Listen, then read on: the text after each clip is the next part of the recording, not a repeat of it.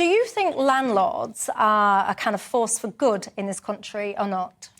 I mean, I have a landlord and I get frustrated when he raises my rent. So I suppose on that account, I think probably so you're a not. Renter. I'm a renter, yeah, I'm a private renter.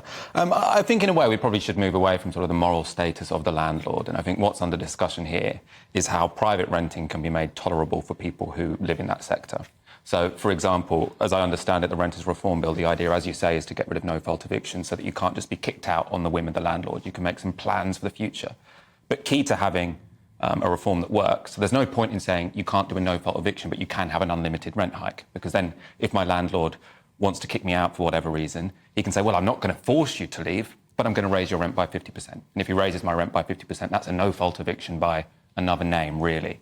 So that's why I think limits to rent increases will be an essential part of this reform to make renting in the private sector tolerable, which at the moment it's really not. You know, for example, I'm just dreading July because that's when we last got our 15% rent hike and we managed to swallow that. But this time around, if we get another 15%, am I going to have to move? It's very difficult to put down roots. Have you got a year's... I mean, I'm not prying into your personal business, but have you got like a year's AST? Have you got a... Yeah, no, I'm happy to go into my private business on this one because I think it's very relevant. It's something I care quite a lot about. Yeah, so we're on a 12-month contract on a assured hold tenancy. That's what the Renters Reform Bill would be replacing. And we actually asked for a 24-month one. We said, you know, we'd like a bit of security. Could we please have a 24-month contract? And they said no. Right. So, because it's not in their interest, you know, they want as much flexibility as possible, fair play, and the law at the moment allows them to have that. But I do think it is time that we have a change because it's not fair to be asking so many people to not know if they're going to be made homeless in a few months' time. Toby, where do you stand on this? Well, I'm opposed to rent controls, which is what effectively is being proposed in this bill. Why? The problem we have in this country is a shortage of housing, including a shortage of rental accommodation. That's why, in part, rents are higher than they should be. And the way to address that is not to make life more difficult for landlords, because then you're not going to have more people coming forward and creating properties to rent. They're not going to become buy-to-let landlords. They're not going to rent rooms in their property if they can't rent them for the market price but have to go under the market price because of this bill. So I don't think it's going to solve the fundamental problem, which is a shortage of rental accommodation. There are other problems too with rent controls. Often we see where they're imposed in New York, for instance, that landlords, not being able to charge the kind of money they want, instead neglect the properties. They don't do routine maintenance. And another third reason, I think, is that it's sort of like a flat tax. It's not progressive. If you impose a control, a limit on how much landlords can charge, then everyone in existing accommodation benefits, the rich as well as the poor, those who can afford it as well as those who are struggling to afford it. So it's not progressive. It's a cousin of a flat tax. It's a flat benefit. But would you see it as a good thing if you got into a situation where private landlords said, you know what, enough now, there's too many controls on me, it's too difficult, I'm jacking it all in, I'm quitting the buy-to-let market. In your mind, would that be good or not? No, that would be a bad thing because that would reduce the stock of rental accommodation. And what we need is more people. We need to incentivise people to enter the buy-to-let market, to become buy-to-let landlords, so there are more rental properties out there, and ultimately that's the best way to force prices down. Michael? Yeah, well, I mean, where I agree with Toby is that rent controls won't fix the housing crisis. What we need is more houses. But I think it's potentially a bit misleading to say that rent controls will stop us getting more houses, because I don't know if you've noticed, but landlords don't tend to build new houses. They buy existing ones. So the question is, how do we encourage private builders? And I think councils have a big role to start building more council homes. I think that's a very sensible thing to do. So we need to increase the stock. Yes, that's one question. Do we also need to make living in the private rental sector tolerable? That's a separate question. And I think that does require some degree of rent controls, as I explained before. Now, we will have to separately solve the supply crisis. Maybe that's going to be through planning reform. I'd like to have a lot of investment from the state. But I don't think rent controls and massively increasing supply necessarily need to be in conflict. Do you, a flip side to your argument is actually, if you had a load of buy-to-let landlords that says, you know what, it's too difficult now, too expensive, profits out there, I'm off. Isn't there a part of you that would think, actually, you're then going to have this kind of surge of properties onto the market, supply, demand, basic economics, you're then going to drive the prices of the properties down, and actually more people then perhaps might be able to afford to buy a decent property, and thus you don't need such a huge private rental or any rental market if you can actually afford your own home? I'm not sure that this bill and the controls it's imposing on what landlords can charge and whether they can evict people will mean there's such a large exodus from the buy-to-let market that a glut of properties will then come onto the market to such an extent that it will force the prices down and make housing more affordable. No, I've broadened out my conversation. I'm not just focusing about this renters reform bill, because there's been loads of measures now that many landlords will say they're anti-landlord measures. So you can't offset your interest mortgage to the way, your mortgage interest to the way you used to be able to.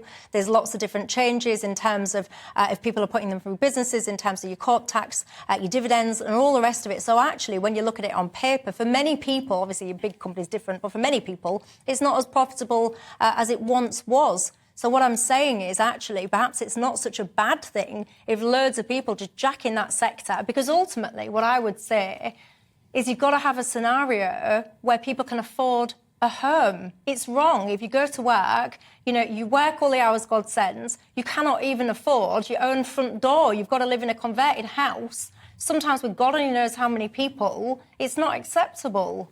Yeah, I think there is also an argument that you can't have it both ways, Toby, because what you seem to be suggesting is if you regulate landlords, there's going to be just enough landlords to sell their properties that it's a problem for renters and it sort of increases rents, but not enough landlords to sell their properties that it lowers house prices. And I don't know how you found that sort of sweet spot where regulation is bad for everyone. If they sell the homes, that's going to be good for home buyers. If they keep the homes, that's going to maintain the status quo for renters. So there are going to be winners and losers here, right? And I think renters are generally willing to accept the risk that there might be a few less properties on the rental market if that means that we get some security when it comes to how much rent we're going to be paying over a 5-year period. Well, I agree that these measures and other measures may mean that people currently in the buy-to-let business will put their properties on the market because the game's no longer worth the candle.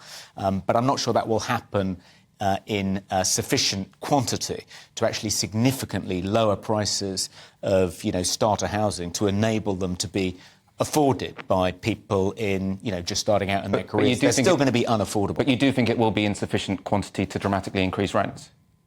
I mean, because basically what I'm saying is you seem to think that enough people will leave the market that it's a problem for renters, but not enough will leave the market that it's a boon to home buyers. And I'm wondering sort of how you found that sweet spot. It might be a boon to some home buyers, but for the most part, not the sort of people that can only afford to rent. And if you have fewer rental properties in the market, then they're going to be the ones that suffer, and they're not going to be in a position, if they can't find somewhere to rent, to instead buy a house, even if house prices come down. Of course, a new homeowner is someone who's left the rental market as well, right? So you have a home that's leaving the private rental sector and a household that's leaving the private rental sector because they're now homeowners instead.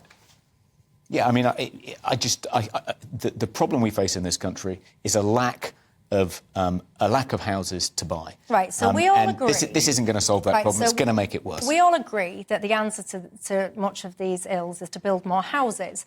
Let me ask you this. Who do you think should be able to buy said houses? Because, and I accept that this is worse in bigger cities, so your Londons, your Manchesters, whatever, I accept that. But I can't help but notice, so you drive around on a night and it's the same houses, pitch black, da-da-da-da-da. So should foreign investors be able to buy UK property? Yeah, I don't see why not. So you don't have any concern with some random investor in, I don't know, let's just pick Hong Kong, buying off-plan, new build property, perhaps either to sit empty as an asset to appreciate or whatever. That's OK for you? Well, I don't think we should intervene in the market to make life more difficult for foreign investors. I don't see how that will ultimately benefit people in the long run. So you're happy with that scenario? Would you be happy with foreign... I think it's quite clear how it would benefit people in the long run to control that, right? So I'm not that fussed if it's an international investor or a very wealthy British investor. But the problem is if you have very wealthy people, and we live in a very unequal society, so there are very wealthy people, they want to put their money in a safe asset. So what do? They buy up a flat and they might leave it empty to appreciate in value. Now, that is that actively disadvantages renters because that's taken a property off the market that could have been lived in. So if you think that landlords selling up and leaving the market damages renters, I think you also have to accept that a foreign investor buying a house and leaving it empty, that will also damage renters because you're taking a property off the market. I think the real difficulty, let's suppose a Labour government has a policy of forcing foreign investors who own property here but aren't British nationals to sell their properties.